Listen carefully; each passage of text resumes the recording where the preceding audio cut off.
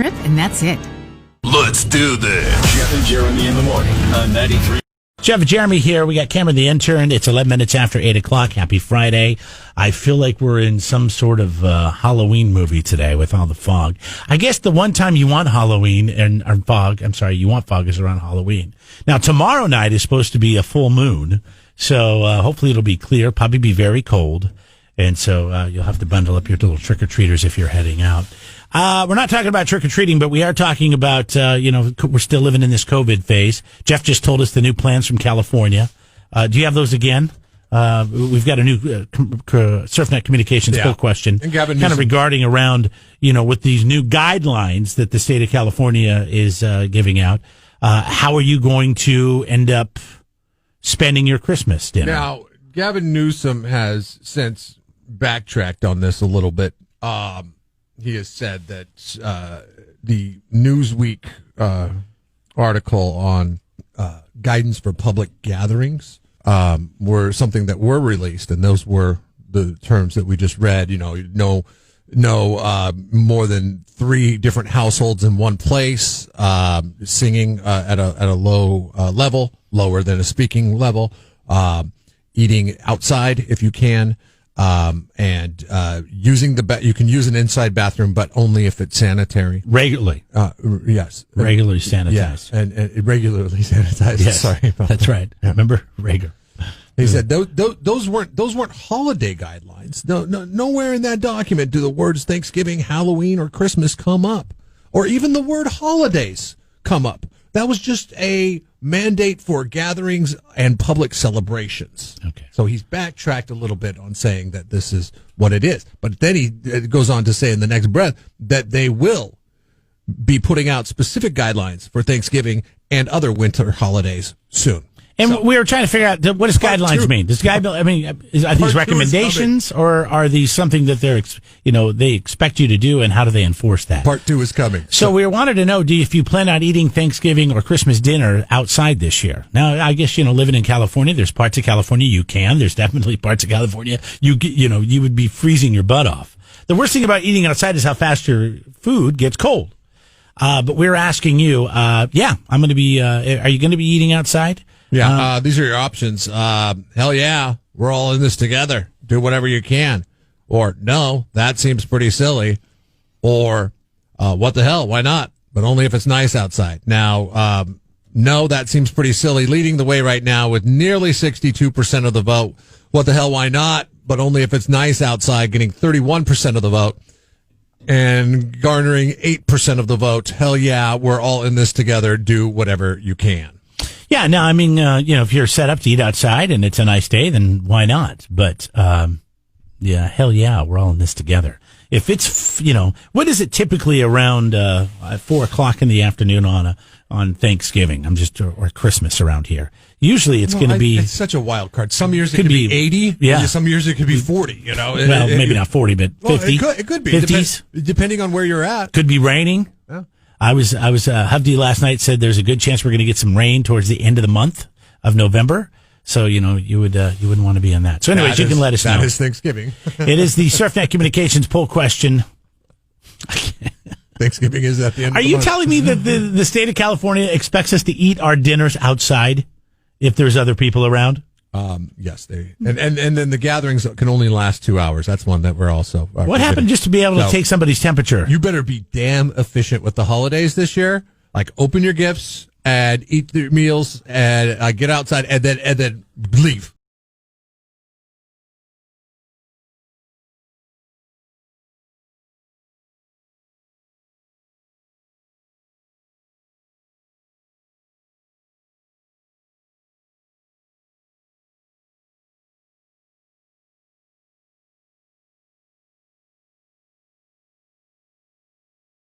So I guess Kim Kardashian turned 40. It was her 40th birthday party.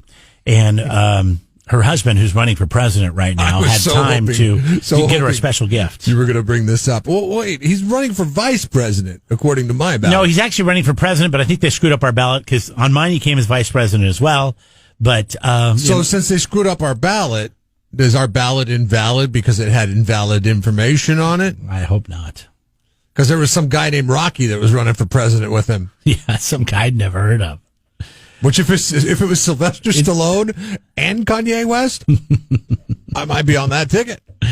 So anyways, he decided to go, and it probably took a lot of money to do this, and get a hologram of Kim's dad, who died when she was a young girl, Robert Kardashian. If you're familiar with the OJ story, then you're familiar with this, or the Kardashian TV show. And not that we care about the Kardashians or Kim Kardashian, whatever, there's definitely a certain audience for that. But this was creepy. I had to see what this was like to see what this hologram looked like. So I clicked on the link, and if you go to her Twitter page, she's got a video of it there, and he speaks for several minutes. And what was creepy about it to me was it wasn't like he really said these words. I just listen to this. This sounds just like him, by the way, because I've heard his voice before. Happy birthday, Kimberly. Look at you. You're 40 and all grown up. You look beautiful. I mean, how weird is that? He's just standing there in like a suit and, shirt, suit and tie and all that. And he's talking to her. Is on he wearing stage. the same suit and tie that he wore when defending O.J. Simpson? It looks very similar to when you watched the FX series. You got to go with what you have the most information on, right? Right. You know what he should have done is he should have got David Schwimmer to come and actually wish her a happy 40th birthday. Oh my God, that's so weird. Here's more of the hologram talking to her on her birthday. Like when you were a little girl. I watch over you and your sisters and brother and the kids every day. Sometimes I drop hints that I'm around. I am so proud of the woman that you've become, Kimberly, and all that you've accomplished. But most impressive is your commitment to become a lawyer and carry on my legacy. It's a long and a hard road, but it's worth it. And I'm with you every step of the way. How weird is that? I mean, I guess maybe you have so to see Kanye, it. though. It's so Kanye. It's just so, yeah. Now, she was very flattered by so it. So where was the 40th birthday party at? Was it like just in the living room? He just gets a hologram to come into the living room? Oh, I doubt they just had it in a living room. I'm sure they had it somewhere. I mean, it looks like it's on a stage based on her Twitter post. Yeah. It was on a private island. Oh, okay. Fight Island. Did they go to Fight Island? I'm not sure where. Did Dana White give them the clearance? Dana White leased them Fight Island. Holograms? Sure, we could do that. Get your asses over here. Kanye may have had a hand in preparing the text read. I mean, obviously he did, right? Like, where would that come from? I mean, that's got to come from somewhere. Well, somebody's got to write it, right? Yeah, here's... The most beautiful thing that I have witnessed is watching you grow your family. You married the most genius man in the whole world, Kanye West. No, Keep doing what you're doing, Kimberly. You are a beautiful soul. Know that I am very proud of you, and I'm always with you. I'm pretty sure somebody wrote that. I don't think Kanye wrote that. I wonder what genius wrote that. Well, it says here, yeah. The most genius. So stupid.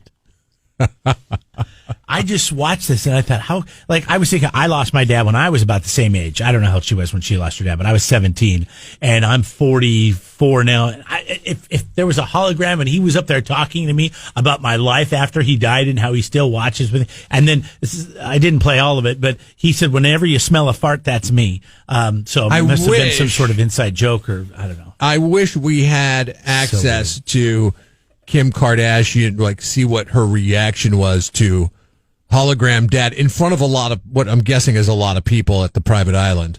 At least family members. But imagine she's probably just sitting there bawling.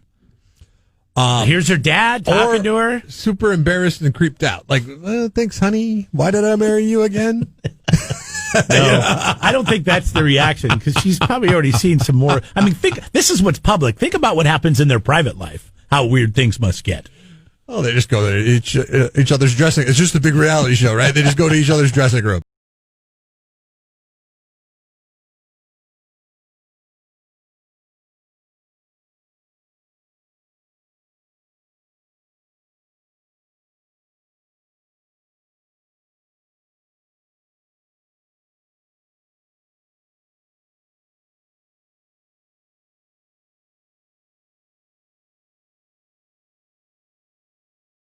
We're asking people what's the weirdest gift that you've ever received because Kim Kardashian received her dad via hologram, who's been dead for he's been dead for over 20 years, right? Yeah. That is a weird gift. I received a weird gift, but it wasn't, you were there actually. I think we kind of received it together, but I think it was really directed at me. I've shared this story before. It's been a long time, but we haven't told Cameron about it. So back in college, and it's funny, during that song, we were just talking about our college life and Jeff, his house and how he used to drive his car in the backyard every night when we'd come back from being out all night, but with our Jack in the Box. But anyways, that's how you kept the grass from growing. We worked we were going to school. We were paying our own way through school. We had student loans and all that stuff, but we worked for a local radio station, and it was a pretty small town. So it was a husband and wife owned this thing, and they had about 10 employees, and we were 2 of them. And, but we worked in the afternoons. And, so we didn't get to work till 2:00, which was great because, we had class and then we'd go to work and then we'd go out drinking all night and, do what college kids do. Sometimes we go to class. Sometimes. Yeah. And on the side, what we did was we did DJ. We DJ'd weddings and we DJ'd dances for schools and all this kind of stuff to make extra money because literally the radio station, I think, paid us about minimum wage, maybe $1 more. So we would make extra money on the side doing this kind of stuff. Well, my friend Andy McDonald, best friend from high school, he gets married and he asked me if Jeff and I can come over and DJ his reception, but they don't have any money. And so Jeff and I talk about it, and he's like, it's really low key. It's not like it's a real wedding reception. It's just, everybody's going to show up. We're going to have food. We'll have a couple of dances, like maybe the first dance and the father-daughter dance and all that kind of stuff. And then you'll just play some music. I don't expect it to be a big party or anything. And I'm like, all right, that's fine. So Jeff and I talk about it. We decided to make a weekend of it. He has a friend were they having a birthday or were they getting married or something? We went to the bachelor party. That's right. Oh yeah, how could I forget? So we were going to go to do this wedding reception and then go to this bachelor party, and we're getting ready to leave. And do you remember where I'm going with this? And his wife comes up to me, who used to be a Seattle strangest thing. She used to be a cheerleader for the Seattle Seahawks, right? Which we thought we always used to razz her about it. We'd be like, oh yeah, hey, Andy really did a good job. He ended up marrying a cheerleader for the Seattle Seahawks, and that was cool, whatever. I don't think she was cheerleading anymore. Her cheerleading days were just behind her. Yes, she was probably in her mid to late 20s. So I know she had a young child. We thought, given so she was definitely the probably catches of Andy's past, we thought it was a bit suspect that he was able to land such a. How would you meet a Seahawks cheerleader? Such a quality seagal. Yeah, but he did, and he married her, and they're still married today, and they have a beautiful family, and they're great people. But what we were leaving, Andy had already told me, and I was fine with it, that they didn't have a lot of money or anything. He was a teacher and trying to be a teacher or whatever, and I think she worked at her parents' restaurant.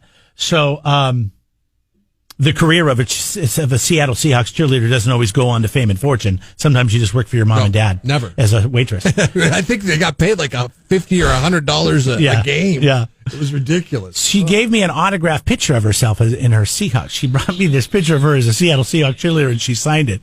She goes, I just wanted to thank you for doing our wedding reception, and I wanted to give you this. It was a signed headshot of her. I still have it. In her. Still have That's a little suspect. It's very self-serving. I don't think, now listen, we're taking it probably the wrong way, and I don't think she meant it to be that way. Do you think she was joking? Here's the thing. You can't ever ask her. You can't ever ask her. I don't think so. Did you mean that as a joke, or were you being serious? Because if she was being serious, then she would be very offended. So you can't say anything about it. It wasn't She's your a joke. best friend growing up, so what are you going to do? No, I think she took the cheerleading. She was from a very small town in Washington. And, when I say small town, I'm talking like the size of Shandon. So, or Creston, maybe Creston. I don't even know if Creston, but very small town. Shandon, Creston, same. Yeah. You get the idea. But so she came from a very small town and she became into the big city, into being a Seattle Seahawks cheerleader. It was obviously something that is a big part of her life. So I don't think she was kidding. If she was joking around, that's the funniest joke ever. But I don't think she was. And I just looked at it and I thanked her at the time. And I've only told a couple of people. Well, actually, I've told thousands now. But outside of this show, I've shared it with maybe my family, and my stepdad always gets a big kick out of it. Anytime I bring him up and he goes, hey, has she sent you any more headshots? That's so strange. I know, it's so weird, isn't it? So that's the strangest gift I've ever received. We're asking you what you've received strange gift-wise because Kim Kardashian got a hologram of her dad who died in 2003 from her husband. It was a good, 7 to 10 minute conversation.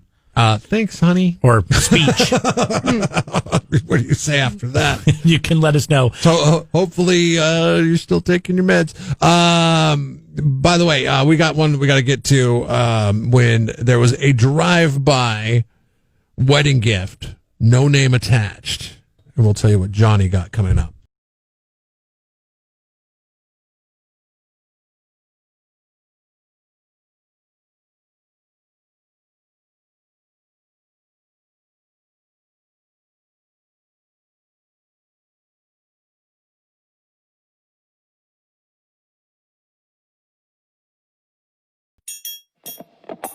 Subscribe to the Jeff and Jeremy podcast now on Apple Podcasts, Spotify, Google, and YouTube. It's your Central Coast commute-friendly podcast.